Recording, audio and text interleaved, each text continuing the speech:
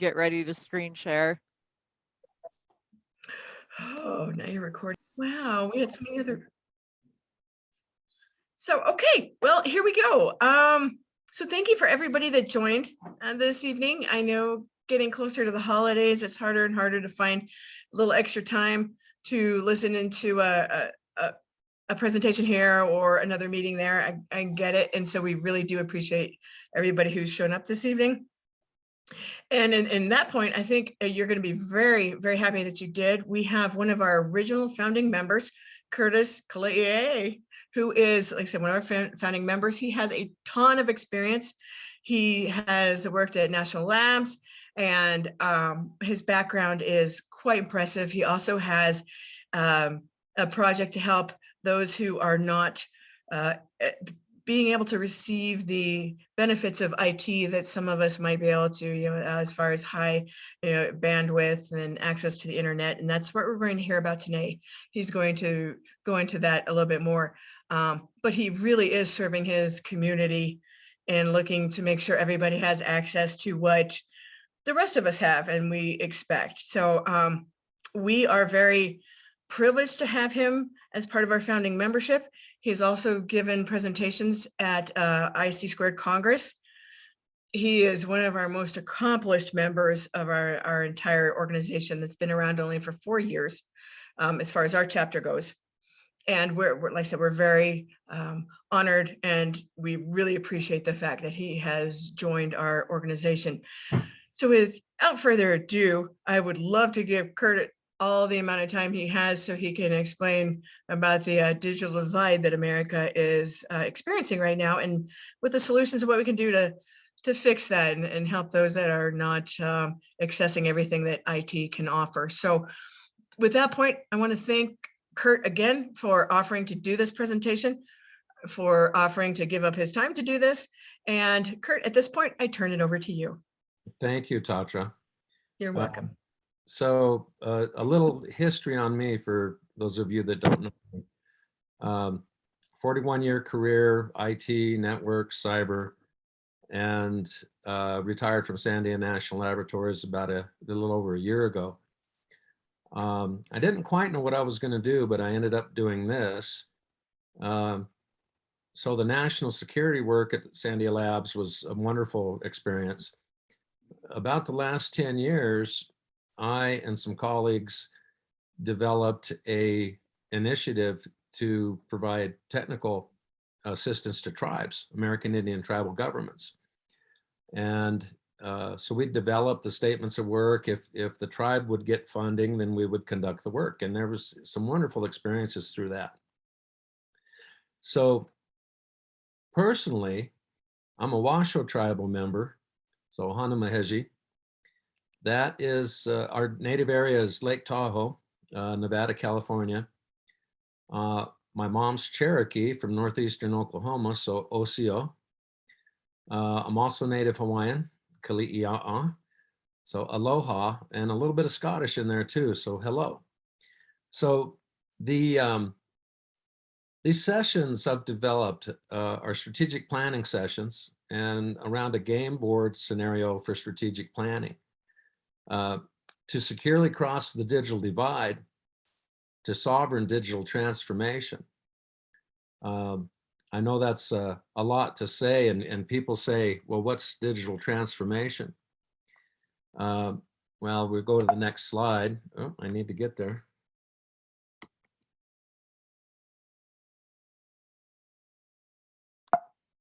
Okay, it's not letting me proceed to the next slide.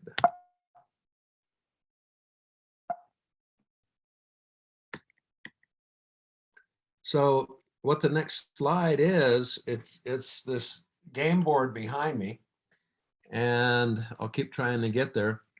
But really what the fundamentals are, once you start bridging the digital divide, I'm going to stop sharing and get back to that and start sharing again, is basically 4 fundamentals. And so the intent here is to break down the fundamentals to explain to a lay audience of what it is that we all do. So the the fundamentals are basically internet connectivity, digital function, information management, and critical infrastructure. So let me see if we have any, Tatra, can you get any, is this all local to me? Because I'm not getting any response back from my keyboard here. All I'm seeing is the original slide with the blue square in the middle and the pyramid. Yeah, okay, Yeah. so I'll keep So trying I'm to, seeing that. I haven't seen it move. no, let's see, I can't move anything on this side. okay. You have full ability to run your presentation at this point, Kurt. Oh, wait, So here we go. Let me see what I got. Okay.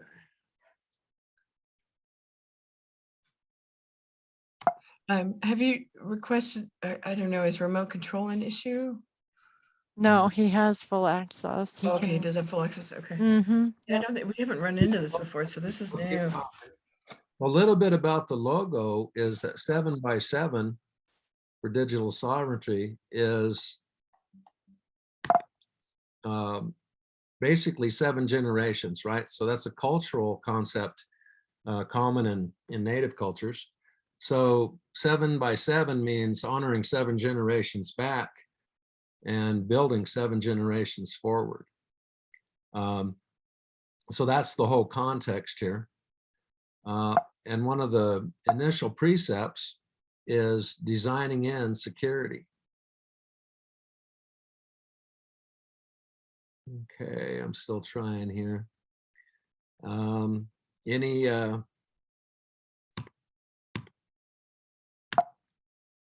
thoughts on that? You're doing a PowerPoint right now? Yeah. Can you kill the PowerPoint and move it to the next slide, maybe?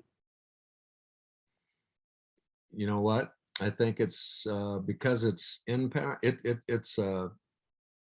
it's in the presentation. It's not allowing me to toggle out, and so I'm on the video. Okay, so do you need to stop sharing for a second so that you can pull out of the presentation? Yes. Okay. Now what I'm getting, there we go.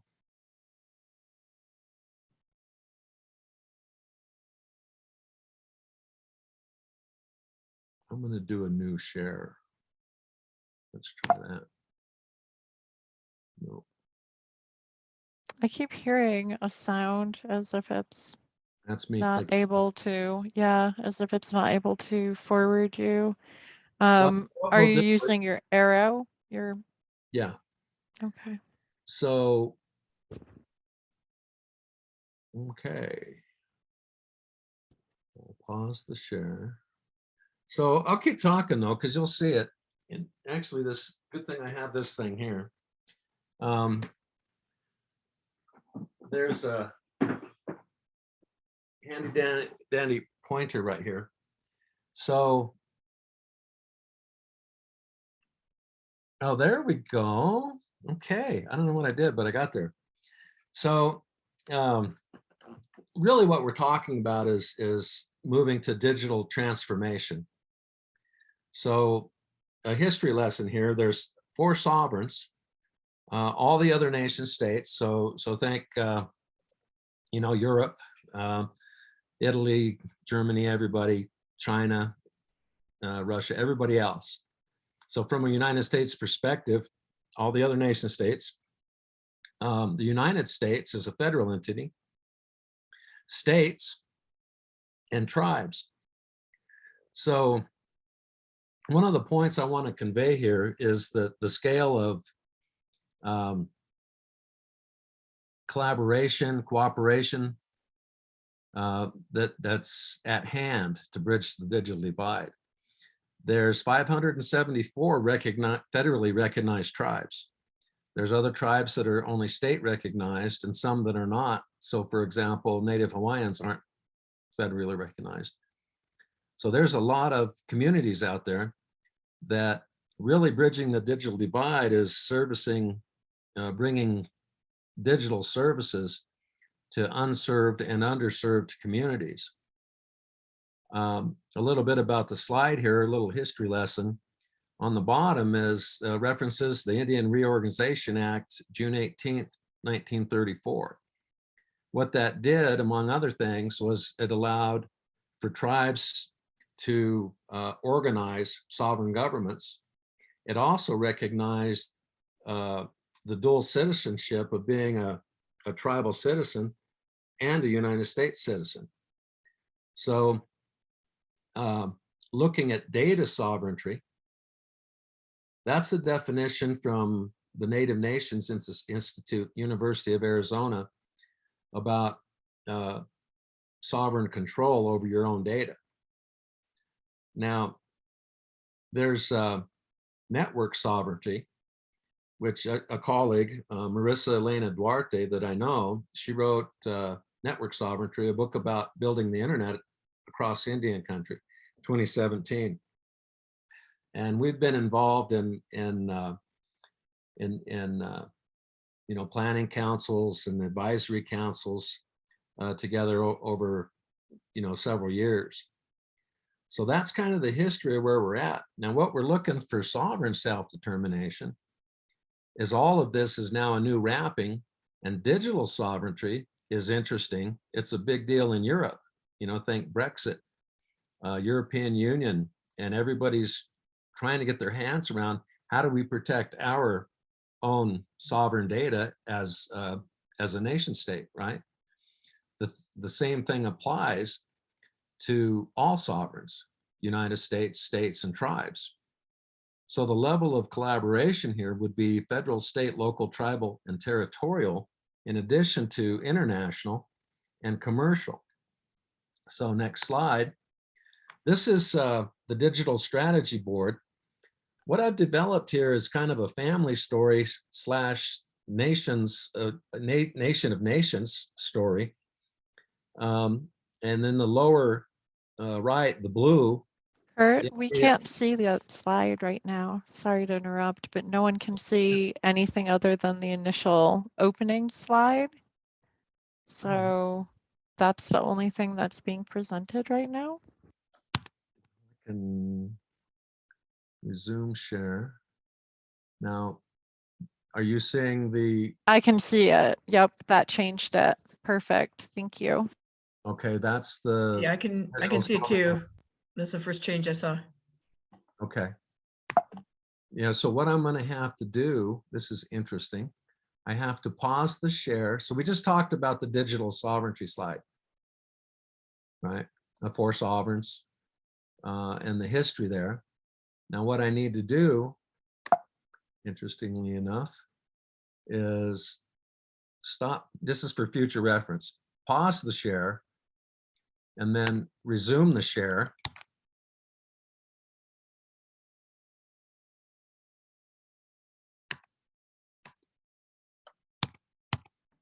I don't think we've had that issue previously where it's frozen on a particular slide. So I'm not sure, but maybe future, if people have issues, they can email the slide deck and I can do the presentation and just tell me when to forward. I think I can pause and keep forward now. I just figured that out. So now do you see the digital strategy board? Yes. Okay. So Yes, I can see it. yeah, so we had the intro slide, we had the digital sovereignty slide, the history. Now we're looking at, this is the game board I've developed, and think like Monopoly. So you begin with the hopes of those who came before, and that's honoring 7 generations back, finish with the dreams of those yet to come. That's building 7 generations forward. As soon as you begin to cross the digital divide, you get into threat and vulnerability. So that would be, the deployment of technology without security built in. So keep in mind, this is about designing in security. Then we have the 4 fundamentals of infrastructure, information, function, and critical infrastructure.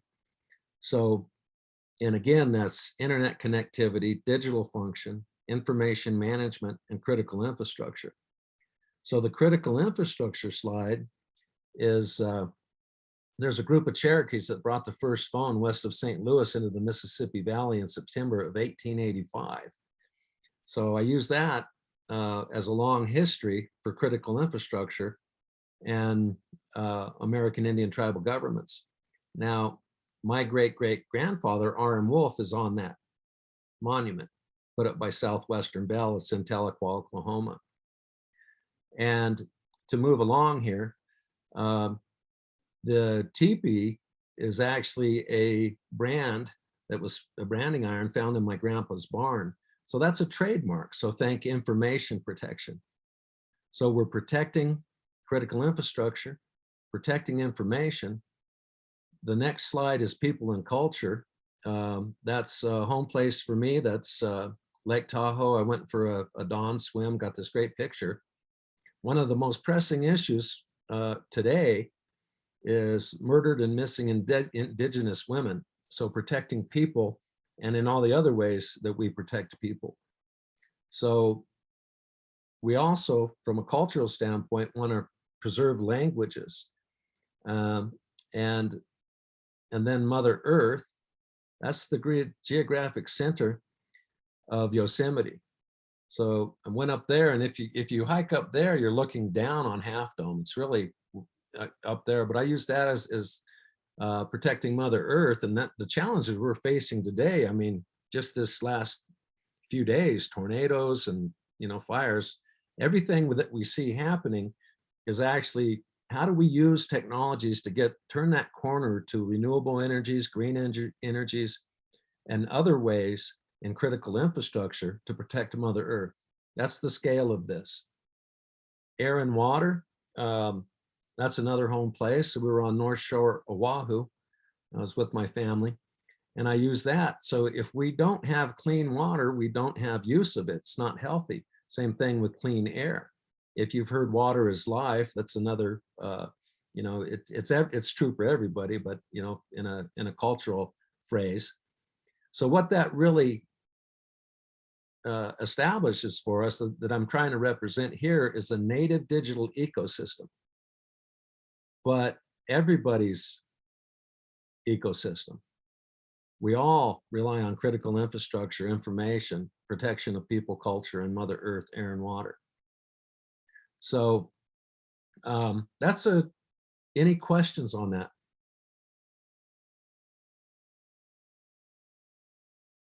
Okay, I'm going to proceed. The left side gets into, there's a whole storyline that goes with this strategy session. The Wise Falcon is a guide, and that gets into detection and warnings, and the way we're looking today with critical infrastructure proliferation, we're talking, sensor networks, could be alarm notification, all those kinds of systems. Lucky Dog, that's Kalani. She's in all my presentations. She's a scout in the storyline for the game. So investigate, respond, and enforce. If from a risk management perspective, you're investigating and responding, it's not a risk anymore. It's a certainty. You're having to respond to something that has happened. So that's, you've been hacked. You've had a risk event. So on the left side, sovereign digital transformation, think of that larger square with risk and mitigation as a whole set of organizations or a specific organization. Now, what I've done in my work over the years for risk assessments, I include administrative.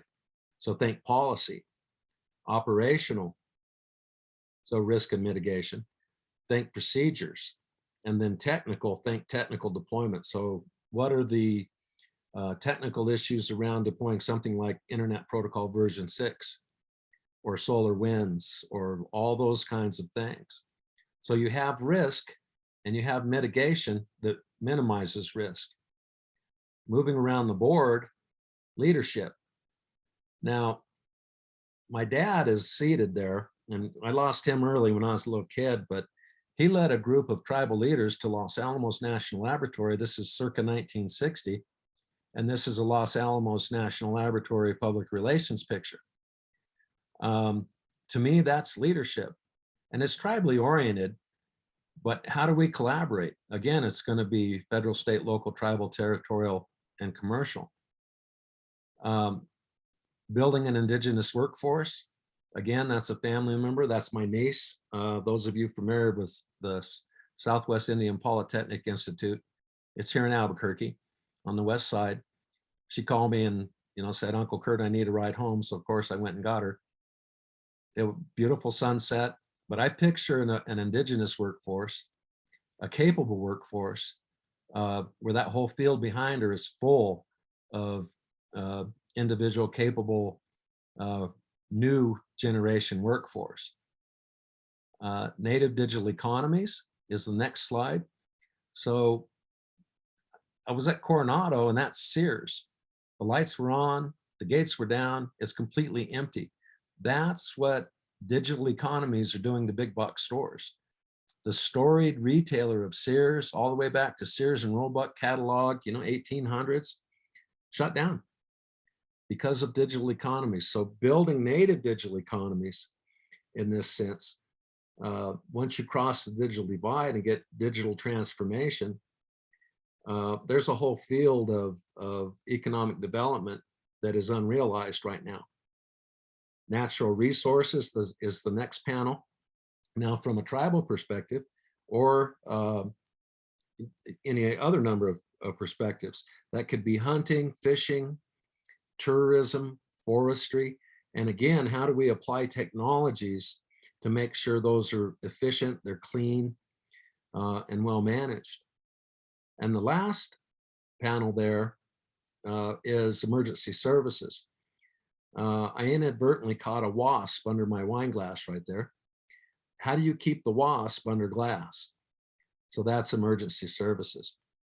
Ecosystem that's real, along with all the operational technology transition that's getting critical infrastructure involved. So when I say that, think smart grid, smart agriculture, transportation, and transportation screaming with new automated technologies, automated self-driving vehicles, not quite here yet, but all that work is underway. So design and security first. This is not waiting for something to happen. This nisus of technology innovation is all around us. So right now, I'm going to go up and pause my share so I can get to the next slide. And any questions so far?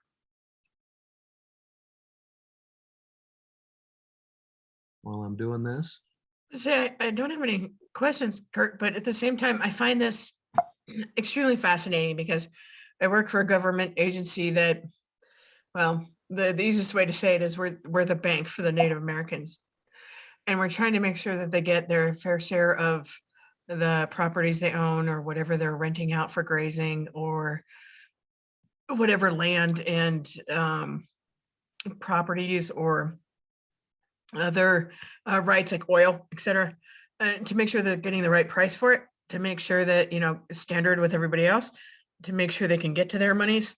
And so I see this kind of inequality. We're trying to make it better. We're doing what we can, and we've got some exciting new programs coming out. But as you mentioned, we're behind where we should be. We are making progress. It needed to be done sooner, but I'm glad we're doing it now so that they have access to their assets and their banking like the rest of America does and is expected to be able to access. And we're working towards that, and just being somebody that works in that environment and seeing the inequalities and trying to close the gap. To see other people working towards that is encouraging because, day after day, sometimes you just kind of feel the beat down, but the cause is good, the just is, it's just, and they deserve it. It's their land, their reserves, their. Yeah, but there's digital equity. No, thanks for your good. Yeah, there you go, digital equity. So this slide is basically a menu item of all the complexity. IT, AppSec, which is parameter checking. I mean, something that would be good with Log4j, right? Dynamic testing, manual testing, everything's becoming software defined. I mean, below that is software defined networks. And of course, we've got information platform, software as a service, but also telecom, broadband, radio, and I'll throw satellite in there, it's not listed, but we have mass media too. So TV is now becoming streaming. It's all being digitized. One of the things I'll point out is with cloud and mobility, I call that data everywhere, user anywhere. So the classic network perimeter that we used to have, that we thought we could protect, wrap our hands around a network instead of assets, isn't there anymore, not with cloud and mobility. So we've really got our job cut out for us. And I think, again, it will be designing in security. So there's all the things listed there. And when I run a strategy session, I'm going to ask the audience, pick one or two of these things and let's work a strategy around that. And we'll come back and visit that when priorities change. Don't try to, we're not going to talk through all of this at one time. Now you notice on the bottom, I have IT and OT. And again, looking at operational technologies like supervisory control and data acquisition, industrial control systems. Those, to me, are the bridge to smart infrastructure in all kinds of ways. When I say designing in security, I've come up with something called sci-fi res, which is kind of catchy, but what it really means is cybersecurity, physical security, and resilience, preliminary risk assessments to render preemptive mitigations. So what does that do for you? Well, you're designing in security from the start, so you know you're not coming out with a lower unmitigated risk posture. You're raising that risk posture up to coming out of the gate. You know what your risk and mitigations are, but are you done? No way. Then we have this iterative life of securing assets and technology changes. So I'm getting quicker at this. Can I ask a question before you change slides? Are you able to hear me? Yes.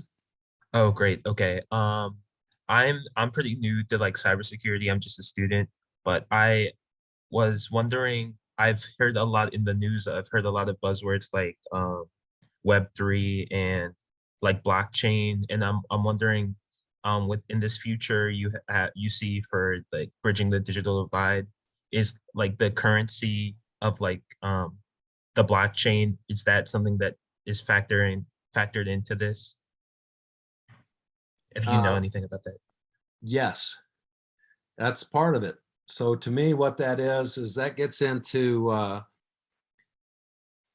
kind of the, so basically blockchain is an unbreakable chain, a lot of compute power. So you generate all these transactions that you trust as a certification for monetary, right? For blockchain, for currency. If you go in and try to change this blockchain with anything that's not authorized, it invalidates the whole blockchain. So that's the protection of it. So yes, all that is not going away. Data centers, data mining, blockchain mining, all that kind of thing gets into, you notice on the right, second row up, is high performance computing.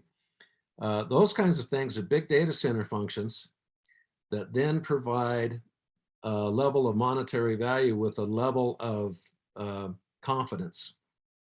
Anybody else can chime in too to address that.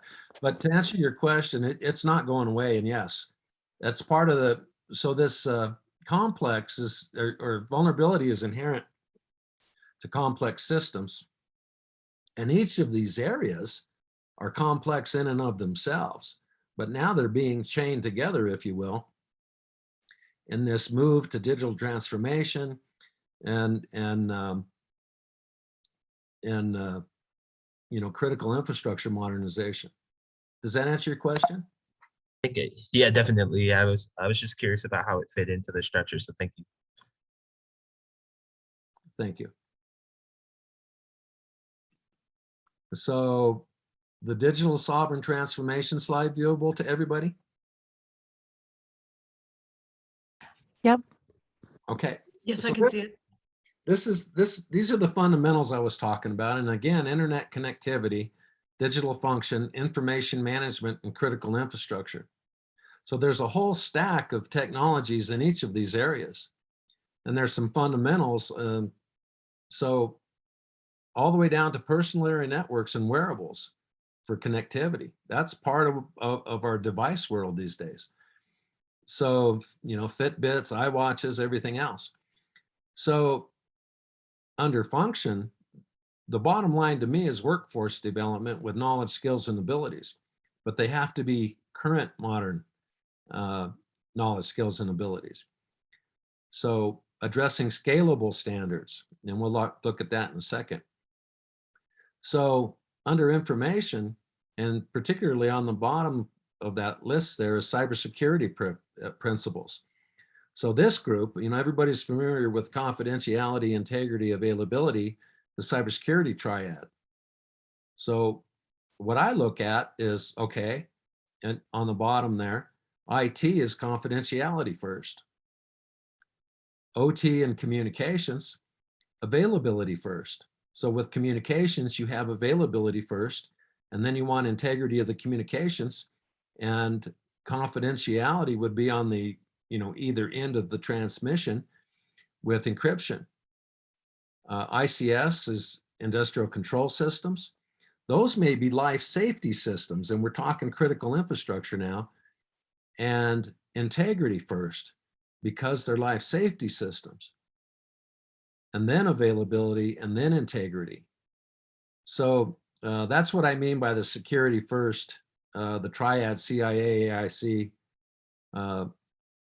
IAC, but it's using those same fundamental principles in how we look at operational technologies and critical infrastructure modernization, along with information and communication technologies. Now, I really like the Nist risk management framework, which is identify, protect, detect, and respond and recover. Easy to say. It's explainable like these fundamentals: connectivity, function, information, and infrastructure. It's easy to say, but it's hard to do. You have to build in that security first to be able to identify all your assets. That's one of the things with Log4j. Organizations don't know what they have. They don't have a good idea of their devices. So you have to do inventories first, both hardware and software, for example, to identify what assets you have, and then protect them, detect problems, respond to problems that occur, and then recover. And then the sci-fi res preliminary risk assessments and preemptive risk mitigations. So as I transition back and forth here, let's take some more comments or questions as I move to the next slide. That's actually working out pretty good here. I've got my eye on time here too. So any comments or questions? Hey, Kurt, what's your focus in 2022 off of this slide? I'm going to go out and do strategic planning. It'll be geared to national organizations like the National Tribal Telecom Association, the American Indian Science and Engineering Society. I've already been asked to speak at their annual conference.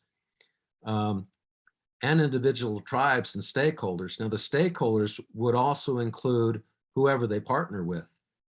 So it could be the state, economic development, could be ISC or squared chapters.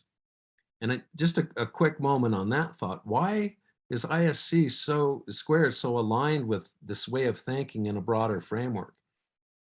I mentioned the good work going on with building broadband up from Albuquerque to Santa Fe, and it included, Algodones and neighboring communities as well as Pueblo nations. The international aspect of ISC squared is perfect for bringing in this broader fold, and I would envision a tribal ISC squared chapter. Here in New Mexico, with the 24 tribes that are here, it's a perfect collaboration opportunity for the skill sets that CNMC has, and it's more work and we need more people, but it's really such a need that my focus in 2022 will be laying the groundwork for that. All right, thank you.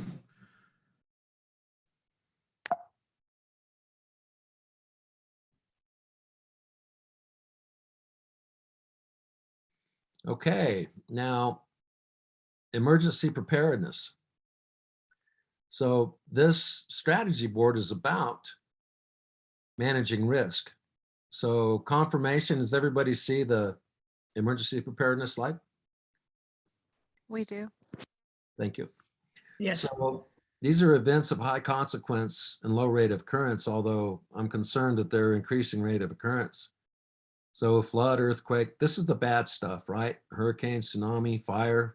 The fires in the Northwest are astounding. The pandemic, which incidentally has pushed telehealth, telecommuting, distance learning to the fore. People are adopting these technologies without any risk mitigation because they have to. It's up to us to help people design in security and manage that level of risk. We know how bad it is. I mean, of course, Log4j keeps coming up, but that's today. We have a long history of 0 days before that, and there'll be more to come. So looking at civil unrest, climate change, this slide should be familiar to all our CISSPs. So it's likelihood and consequence. So that increases risk. How do you bring that down to an acceptable level? Mitigation. So in this, I'm looking at modernization and readiness and skilled workforce and preparedness as modernization or as risk mitigation for these events of high consequence. So in that world, risk will never be zero.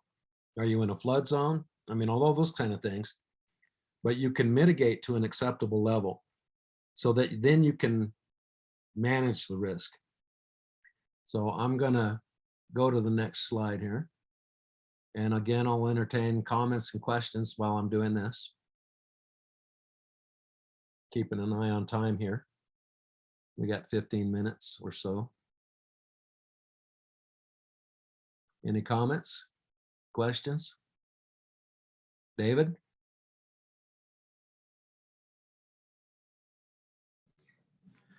I'm okay so far.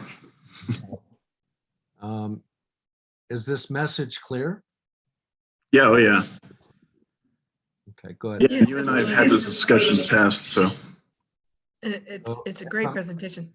As I'm doing this, Cowboy and I, or Chris, had a discussion about this problem is getting so big that either we have to specialize, but what I've done is moved up to strategize. So confirmation, we got the digital dichotomy, right? Yes? Anybody? We do. We got it. Okay. So the digital dichotomy, what is that? That's part of the digital divide. So not only is it a lack of services for the unserved or underserved communities. But there's old versus new tech. So we have an evolving digital ecosystem. So using new standards is a way to meet today's needs with scalable technologies. This slide is a field area network, so it's for energy. From Cisco, it's an open standards reference model. We've got the standards bodies across the top.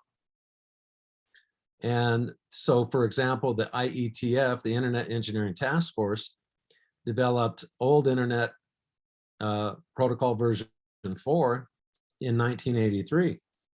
And I was there doing it then, right? That's when I became familiar with it. So those of you that don't know, IPv4 works, it's prevalent, but all new addresses were exhausted in September of 2015. September of 2015, no more growth. Look at the growth this represents. Think about the growth that critical infrastructure modernization represents. So that is depicted here with IPv4. Internet Protocol version 6 is ratified in 1999. Slow adoption, but it accommodates the growth we're talking about. So this is a 2017 slide.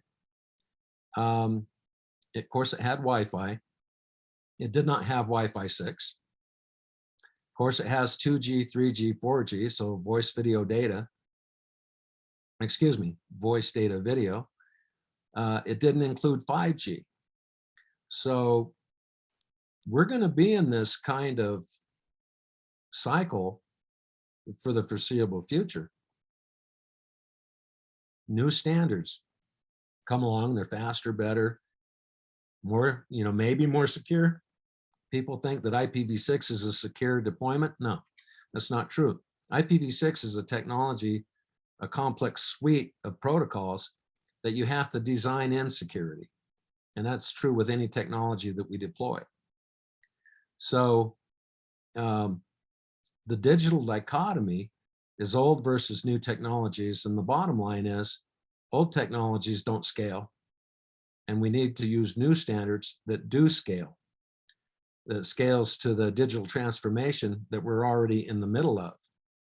And again, smart grid, smart agriculture, transportation, along with all the other computing and network functions that we already have, along with virtualization, cloud and mobility, where there is no network perimeter anymore. It's not defined. So we have to protect at the device level. So questions or comments there?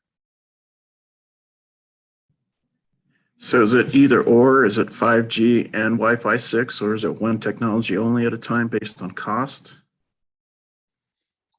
No. 2G was basically cell phones. 3G added data. 4G added video. So that there's an LTE term that's covered up there. It stands for long-term evolution. So this thing evolves. What I hear they're doing now is they're taking down 3G spectrum to make room for 5G. So there'll be 3G communications. So that's it's voice and data. Maybe that's all they need for certain applications, but they're removing that spectrum to make, because spectrum is a finite space, to make room for 5G. So they kind of add into each other, but as the old ones become more irrelevant, they'll go away. They'll make room for others. That's the same kind of statement for Internet Protocol version 4 and Internet Protocol version 6. So at Sandia, I had the responsibility for leading IPv6 for a while. And I did a deep dive. I got gold certified. As far as I know, I'm the only one around in the state anyway.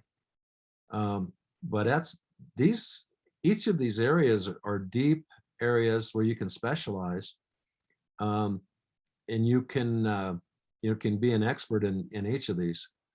So IPv6, for example, in this field area network example, think sensor networks. So there's a 6 low pan, so 6 low power. It's not really IPv6, but it's to enable vast sensor networks and then be compatible with Internet Protocol version 6. That's the kind of scale we're talking. Does that answer your question?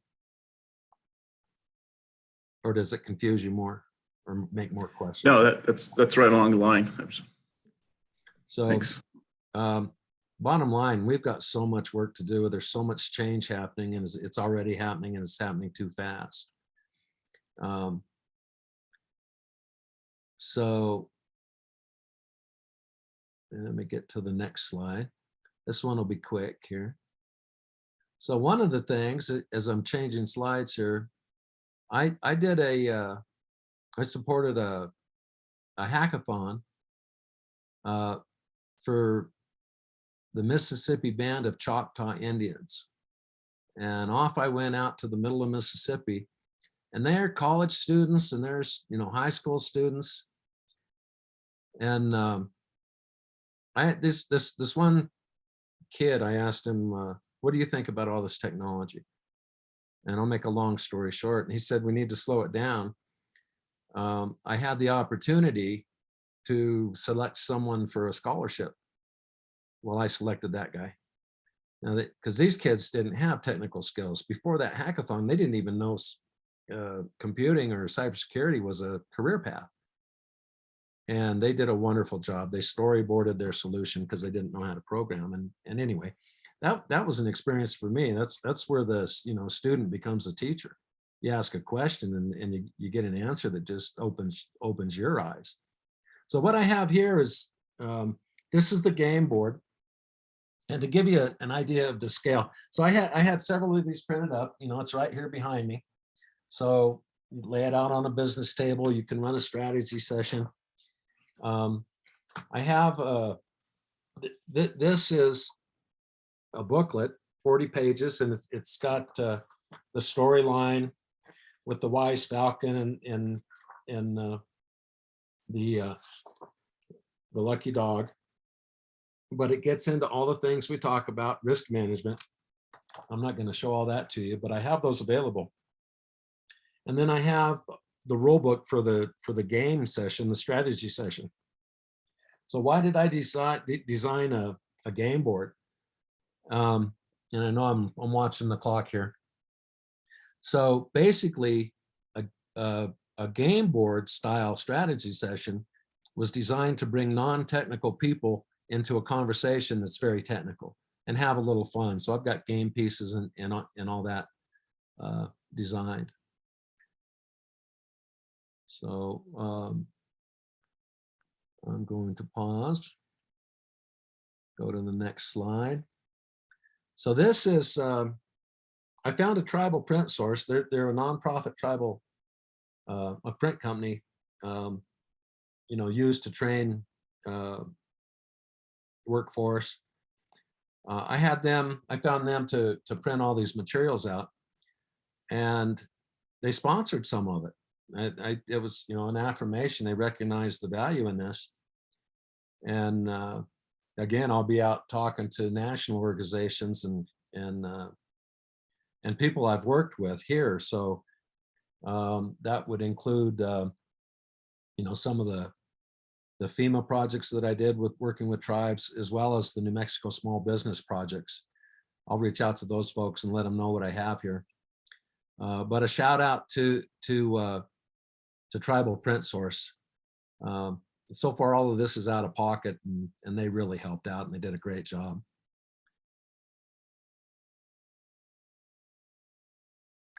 So with that, digital sovereignty, and it's tied to my communities, American Indian and Native Hawaiian digital sovereignty, by Native for Native. So that's building an indigenous workforce. But the idea here is security first and collaboration with all the stakeholders. So starting with the hopes of those who came before and finish with the dreams of those yet to come. We need to think 7 generations forward. And we need to build with scalable standards that build us forward as well. Along the bottom, Appreciation to photographers for contributing their talents. I had a young lady, Allie Reed, did a critical design review for me.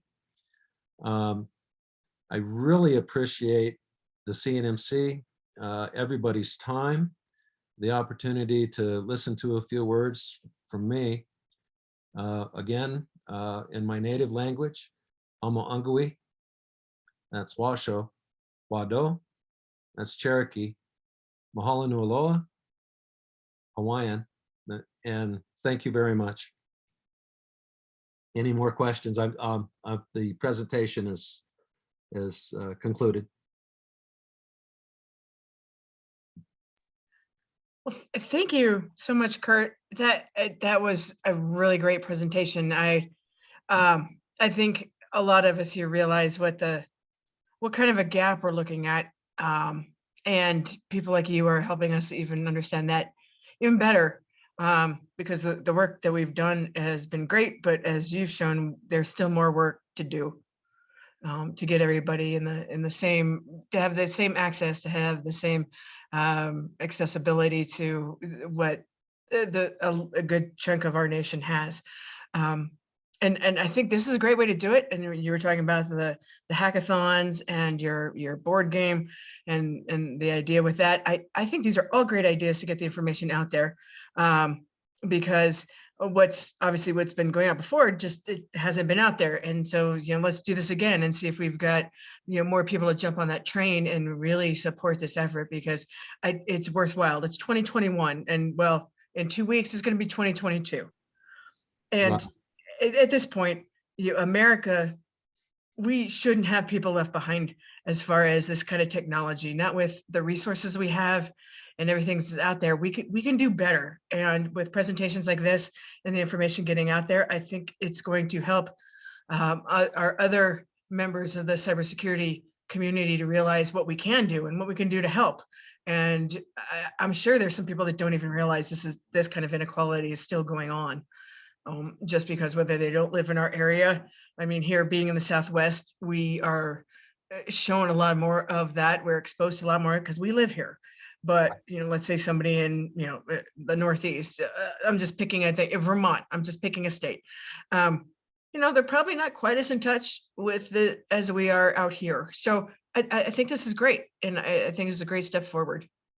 Thank you, Tatra. Now, I do intend to reach out to the CNMC as things develop. What a wonderful group.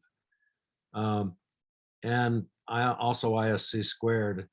Again, I think the international basis and the charter for us to support and develop workforce and cybersecurity talent is central to this message. So thank you. I do plan to reach out further to the CNMC. That's really great. I think one thing I really appreciate is the accessibility of a board game, because I think technology can be very exclusive and can feel very difficult to break into. And for people who don't have a background or a history in technology, board games are really accessible, and kind of approaching it from that standpoint of play and creativity is really great. So I appreciate that aspect of it, Kurt. Thank you very much. And thank you for setting all this up. Happy to do it. That's what we're here for. Thanks for coming tonight and giving a presentation.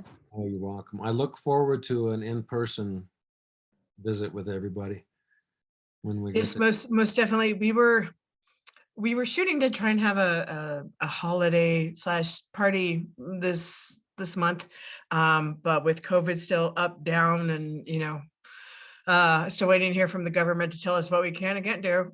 We just figured it was better to keep it digital, but we have missed everybody, seeing them in person. Those have honestly been some of our biggest events, and I think part of it does circle around the community, and we want to see each other and hang out with each other and get to talk and see whatever the topic is of the day, or whatever struggles, if we can get information off of each other and move forward. I mean, that's what we're all about, is to be able to share this. And I think we're all missing the in-face, person to person. Hopefully in 2022 at least in New Mexico, maybe we'll have some restrictions lifted, or at least get a clearer picture of what we are able to do as far as maybe meeting in person. Because I too missed that. I didn't realize how much I missed it, honestly. I will totally, I guess I took it for granted because we were always doing these great meetings and we all got together and it was awesome. And then COVID hit, and I admit, I thought we could just transfer to online and it would be okay. And we've had some great presentations, including yours, Kurt. Thank you so much. But I'm with you. I think we're all looking forward to being able to see each other again in the new year, hopefully, and get back to a little bit more of the community that we've missed being online and just not having that face to face. I know that we're still a strong community, and just wish everybody happy holidays. And Absolutely. I mean, Yeah. we're still strong, but we just miss each other. well, we'll get together as soon as we can. Yes, absolutely. And we're definitely looking at that. We do have a speaker lined up for January before we got off this. Eder Matos from Brazil. We are going international. Check us out. We did have a Canadian speaker just last week, and now we're even going off the off the grid and going to Brazil. Here we go. We're going international. So for a whole new topic, we are really trying to expand our speaker pool and the offerings that we're giving to our membership to really give them opportunities for CPEs, and also to learn of this fantastic information, just like yours, Kurt, that they might not have seen depending on where they are in the world and their access. So we're really excited. We've had a really great run this fall and winter with these last few speakers, and Kurt, you just capped it off. You're our last speaker for this year, and what a great way to do it, to bring it home. Thank you so much. Oh, you're And very welcome. oh yeah, thank you so much. Because like I said, being here in the Southwest, the Native population it's important to us and near and dear. And for those of us for our membership that doesn't live here, for them to be able to get a view of what we're looking at, it's just fantastic. And I'm looking forward to Matt, excuse me, I'm sorry, Eder in January. I'm looking at the wrong screen. But looking at Eder in January for another speaking conversation. Same time, we will be sending out emails, Eventbrite, Zoom, etc. I don't think we will be having an in-person meeting in January. Just it's too soon in the holidays with everybody taking off. It's just not doable. So maybe February, maybe, I don't know. Fingers crossed, we'll see. Mother Nature has her way about it, and so does the CDC.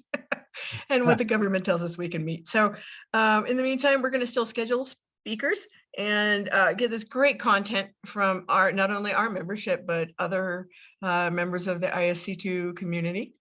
And thank you ahead of time to Eder for signing up for January and agreeing to speak for that. Thank you to Kurt for your fantastic presentation that I don't think it's anything close to what we've seen before in recent months. Like I said, I'm really happy with the breadth of diversity we have in our group. This just shows how awesome our members are. And I'm so glad that we can show the world what kind of membership we have here in New Mexico. So again, thanks to Curtis. An early thank you to Eder for January. And I'm looking forward to seeing everybody again in the new year. I'm not going to say that, the tacky see again next year. I've heard that like 17 times so far today in meetings. But hopefully everybody will have a fantastic holiday, however you celebrate it. Smiles and hugs all around. And I'm looking forward to when we can meet again. And then hopefully sometime in the next year, we can also offer the opportunity to do it in person. So just one quick shout out to the students or anybody interested in developing their cyber skills. This is the right place to be. Thank you. Yeah, if I can comment really quickly, I'm a freshman student studying cybersecurity, and I found it really valuable to hear your commentary today. Cybersecurity for me wasn't like even a forethought. It was just like I'm going into engineering or computer science or cybersecurity, and so it's always interesting to hear. Well, so as an African American student, I want to do as much as I can to outreach into my community and improve society. So I love to hear from other perspectives and see how I can use my abilities to help others. So thank you for sharing. Oh, you're welcome, and thank you. Yeah, and thank you for speaking up about that. To know that we have students as part of one of the things we're focusing on is the next generation that's coming up. You know, whether we can guide them or opportunities like this that you can learn from that you might not hear in class, or if there's anything we can do to help the up and comers, you know, pass the CISSP or pass whatever exam that they're looking to take, because it's all about helping the community going forward. You know, cybersecurity is here to stay. Obviously, this last 2 weeks is, woo, you know, Merry Christmas. We all got the Log4j. Um, the fun to deal with that. There's a little present on the top of the last of this crazy year. So obviously, Ines, you've joined a great group. There's job security that you can't even imagine. I'm sure at this point, we have plenty of work to do now. We have plenty of work, I'm sure, to do in the future. This is we're always transforming, and so is the arena. So you've picked a great group, and I hope we can help you. And to anybody else, you know, Sky, David, if there's anything we can do to help you as well. I mean, we always offer our membership. That's what we're here for. Because like I said, this stuff isn't going away. And like I said, 2 weeks ago, none of us were talking about Log4j. So that's a perfect example right there. That's what I spent pretty much all day today in meetings about that. So this is why we're here. You get to learn from each other, to learn these different perspectives. And every month we learn something new, and it's been fantastic this month, just as every month that we've had. And thank you again to Kurt. Does before we close the session, does anybody have any other questions, comments before we conclude Yeah. tonight? Yes, it's Eder here. Thank Hello, you, Eder. Kurt, for your. Oh, hello. Thank you, Kurt. Your presentation was very good. I appreciate it a lot, and thank you, Tatra, for inviting me to January. And I hope we are all available to participate in January our session. Great, thank you. Yeah, you're welcome, and thank you. Thank you. And Thank yes, you. welcome. We're looking forward to it. And hopefully, I know in December can be kind of a little iffy. We were hoping for some more attendance. We did get responses for the reservations for this meeting, but unfortunately, I don't know why. A couple of people did not follow through on that, but yeah, we're hoping that we're going to continue to gain momentum and have more people join these meetings and hear the great presentations that you all have. Like I said, I mean, even with Curtis, I mean, wow, we have somebody in our own membership that has spoken at ISC2 Congress. I don't know how many other people or how many other chapters can say that. So, and that's just Kurt. I mean, we've got the depth of talent in here is just crazy for how new we are, and the membership we have. We're continuing trying to grow it, but you know, we're still new, and it's a different animal out here in New Mexico. So we're doing what we can out here, but we're trying to make the most of what we have and get the word out there. So thank you to Kurt for his presentation tonight. Thank you for Eder agreeing to January, and I hope everybody has a fantastic holiday weekend. Stay safe, stay secure. You know, hug everybody. I hope you get to see everybody that you want to see this holiday, and nothing but smiles and laughter to all of you for the end of this year.